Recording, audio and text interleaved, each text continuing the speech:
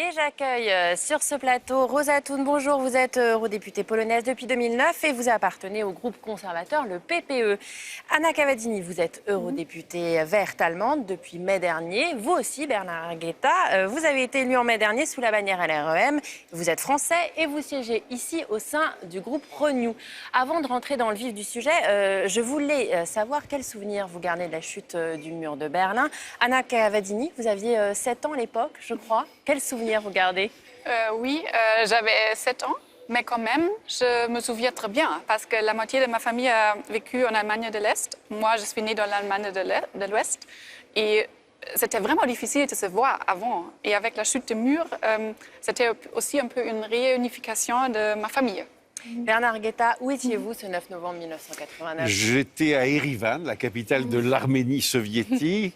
Et je constatais, parce que j'étais le correspondant du Monde à Moscou à l'époque, et je constatais à Erivan qu'après l'éclatement du bloc soviétique qui avait commencé, non pas du tout en novembre, non pas du tout le 9 novembre, mais au printemps d'avant, quand la frontière les Barbelés, entre l'Autriche et la Hongrie s'était ouverte, je constatais que on était entré dans le processus de désintégration de l'Union soviétique. Alors justement, à l'occasion des 30 ans de la chute du mur, on a beaucoup parlé, on l'a vu également dans le reportage, de nostalgie, de disparité économique, d'un sentiment d'une Europe à deux vitesses, de citoyens européens de seconde zone.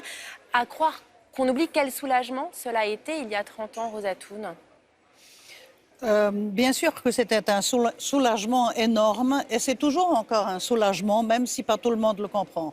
Ou s'il y a certains qui ont oublié, ou peut-être s'il y a des jeunes qui n'ont jamais appris. Mais c'est ça complètement, et c'est pas seulement, c'est pas la chute du mur justement, mais c'est comme Bernard Guetta vient de dire. Ça a commencé bien plus tôt. La Pologne, par exemple, avait les élections au mois de juin déjà. Donc on voyait que ça bouille, que le monde change, que l'Europe change, que l'Union soviétique s'écroule. C'est le meilleur morceau de l'histoire européenne des dernières décades, n'est-ce pas? Le poids des mots est important. Est-ce qu'on peut encore parler? C'est une vraie question de réunification, d'intégration. Certains parlent même d'une annexion. Je vous ai vu réagir durant le reportage. Anna Cavadini, on réécrit l'histoire, là?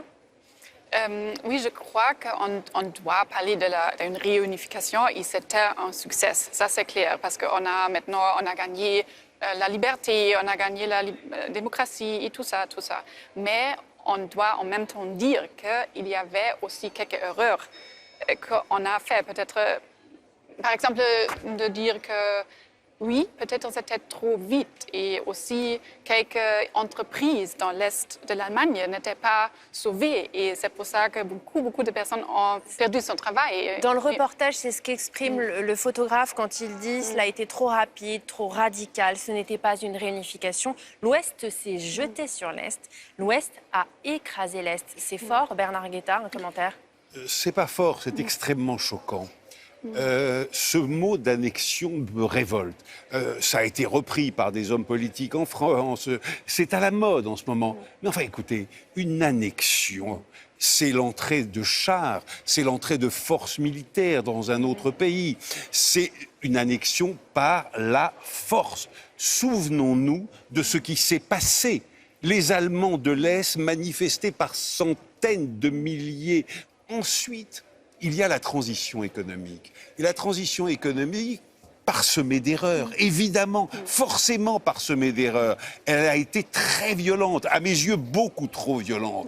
Mais est-ce que c'est parce que cette transition économique a été si violente, socialement parlant, premièrement, qu'elle n'est pas une réussite? Je suis désolé, c'est une réussite, y compris en Allemagne de l'Est. Alors comment vous expliquez quand même que seuls 38% des Allemands estiment que la réunification est un succès? Moi, je dirais aussi que ce mot invasion est injuste, tout simplement. C'est vraiment injuste. C'est une totale mécompréhension.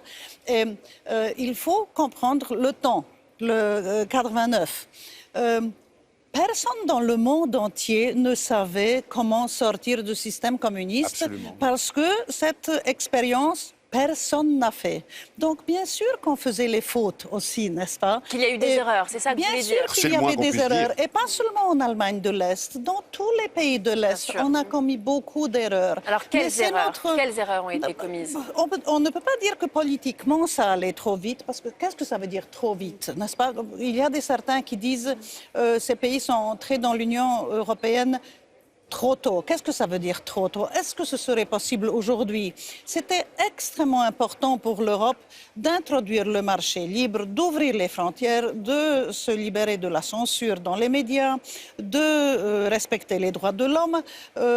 Et tout cela, ces pays ont complètement changé, complètement changé. Et c'est vrai que pour beaucoup de personnes, beaucoup de citoyens, c'est très fatigant, c'est très difficile.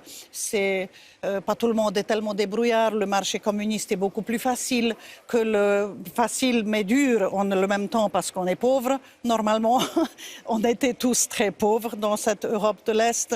Et le marché libre demande une activité à laquelle les citoyens des pays communistes n'étaient pas habitués, etc., etc. Je crois que la libération économique était trop vite. Pas la réunification politique, mais la libération Est-ce que la drastique réunification serait- était trop vite. Et on doit dire aussi les révolutionnaires, les mouvements sociaux dans les RDA voulaient un autre modèle. Mais on doit aussi dire, dans les premières élections libres, la grande moitié de l'Allemagne de l'Est a voté pour une réunification très vite. Ils voulaient... Et pour les partis conservateurs. Oui, il voulait Bien sûr, bien un sûr. progrès économique très vite et ça c'est légitime, Mais peut-être depuis aujourd'hui, on peut dire peut-être c'était une erreur, c'était trop vite, mais la grande partie du peuple voulait ça. Sortir de système autoritaire communiste, dictature communiste, c'est un défi extrêmement difficile et justement, on n'a pas d'expérience, personne ne sait comment le faire. Donc bien sûr qu'il y a les hauts, les bas. Et maintenant, moi, je crois vraiment, c'était mon but, entrer dans l'Union européenne, qu'on va vraiment travailler sur les mêmes standards de la démocratie, état de droit. Alors, justement, vous parlez de valeurs, vous n'êtes pas les médias seuls. libres, Vous n'êtes pas les etc. seuls puisque la chancelière allemande, à l'occasion de la commémoration de la chute du mur de Berlin, s'est rendue dans la chapelle de la Réconciliation où elle a prononcé un discours. Je vous propose de l'écouter et on réagit après. Les valeurs sur lesquelles l'Europe est fondée, la liberté, la démocratie, l'égalité, l'état de droit, le respect des droits de l'homme, sont tout sauf évidentes. Et elles doivent toujours être défendues. Anna Cavadini, est-ce que ce sont ces valeurs qui rassemblent aujourd'hui, en 2019, les Européens? Je crois que oui, mais je suis d'accord avec le chancelier qui dit qu'ils ne sont pas évidents. On doit les défendre chaque jour et tous les jours, parce qu'on sait dans toute l'Europe, il y a une tendance de l'extrême droite qui veut le contraire et qui veut vraiment que l'Europe change et que tout ce qu'on a réussi va être détruit. La séparation, est-ce qu'elle n'est pas là? Le Premier ministre hongrois, Viktor Orbán, il prétend que lui et ses alliés du groupe de Visegrad, je rappelle, un groupe informel d'Europe centrale, Hongrie, Pologne, République tchèque, Slovaquie, incarnent la vraie Europe, c'est-à-dire une Europe chrétienne fermement contre le multiculturalisme et contre la mondialisation. Alors comment on arrive à se rassembler? J'ai un grand malaise, nous avons tous les trois, je crois, un grand malaise en face de M. Orbán et réciproquement. Est-ce que ça signifie que l'Union européenne va éclater? Non, catégoriquement non, et pour une raison simple. Il n'y a pas un seul électeur, je dis bien pas un seul électeur de M. Orbán qui souhaiterait aujourd'hui que la Hongrie sorte de l'Union européenne. Il n'y a pas un électeur de M. Kaczynski en Pologne qui souhaiterait que la Pologne sorte de l'Union européenne. Alors, on a entendu Angela Merkel, mais Emmanuel Macron qui a donné une interview à The Economist, dans lequel il dit notamment que l'Union européenne, elle est au bord du précipice, car au fond, elle s'est vue avant tout comme un marché et non plus comme un projet politique. Est-ce que vous êtes d'accord avec ce constat du président français? Ce n'est pas un projet seulement économique. Le marché commun, c'est extrêmement important, mais sans politique commune, le marché ne va pas fonctionner non plus.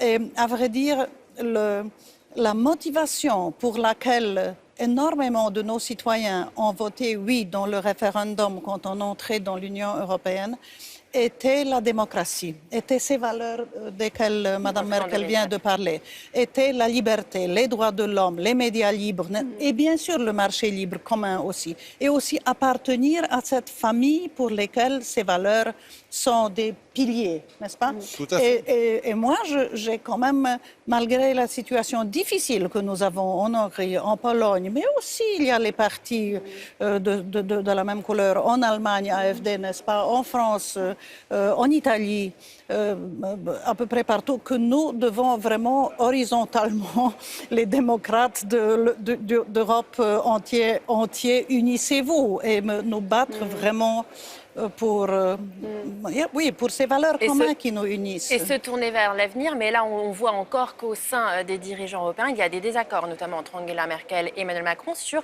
un éventuel élargissement à l'Albanie et à la Macédoine. Est-ce qu'il faut continuer l'élargissement?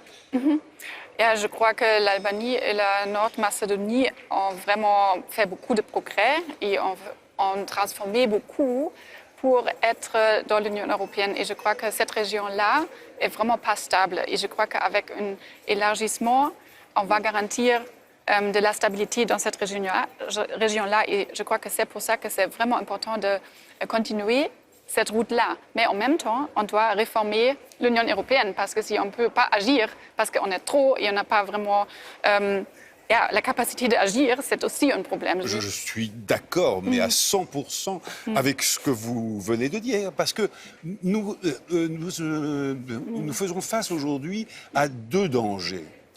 Premièrement, une déstabilisation des Balkans occidentaux s'ils n'entrent pas dans l'Union européenne. C'est vrai, ce danger existe. Mais d'un autre côté, si nous continuons à élargir avant d'avoir réformé le fonctionnement actuel de l'Union européenne, nous risquons un blocage de l'Union européenne. Alors, qu'est-ce qu'il faut choisir comme danger? Je dirais que je préfère, c'est horrible à dire, c'est cynique, mais je préfère des dangers pesant sur une région de l'Europe ou de la future Union européenne qu'un danger pesant sur la totalité de l'Union.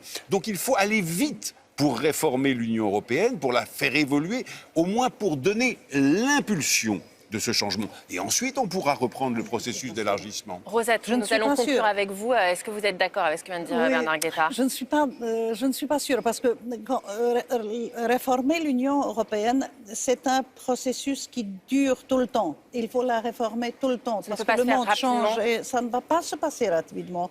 On va, surtout avec les tendances populistes que nous avons maintenant dans l'Union européenne, et élargir, en ce moment, on parle de deux, petits pays qui ne vont pas tellement peser sur l'Union européenne, mais l'Union peut peser. Sauf qu'ils ont un droit de veto. C'est vrai qu'il faut réformer ce système de vote. Le principe de l'unanimité. Oui, mais il faut le réformer aussi par l'unanimité. Et nous n'avons pas cette unanimité en ce moment dans l'Union européenne. Rosa, moi je vous propose une formule de compromis. Il faut réellement impulser des changements d'importance dans l'Union européenne avant de reprendre le processus d'élargissement. Mais on les impulse tout le temps. Non, on ne les impulse pas depuis une quinzaine d'années dans l'Union européenne. Parce qu'il faut changer les traités par l'unanimité. Vous êtes pour l'élargissement à la Macédoine et à l'Albanie? Moi, je trouve qu'il faut vraiment travailler là-dessus pour que l'Europe très continue à sérieusement. rayonner. Et l'Europe doit s'élargir régulièrement. Et j'espère qu'ils vont amener un impulse positif et pas négatif. Pourquoi on craint dès le début qu'ils vont faire les vétos? Moi, je crois que c'était vraiment une erreur du président Macron de prendre cette décision-là et de dire non en ce moment-là à la Macédonie. Moi, je crois que c'était vraiment une erreur stratégique. Ils ont fait des efforts énormes. Ouais. Donc, je crois qu'on a compris. Il n'a pas dit non, il a dit pas tout de suite. Je crois qu'on a compris les positions de tout le monde. C'est un enrichissement pour l'Europe. Ce seront les mots de la fin. Merci à vous trois. C'est la fin de cette émission. Vous pouvez la voir en replay sur les sites internet des chaînes parlementaires, mais aussi sur l'antenne de la RTBF. À très bientôt pour de nouvelles aventures européennes.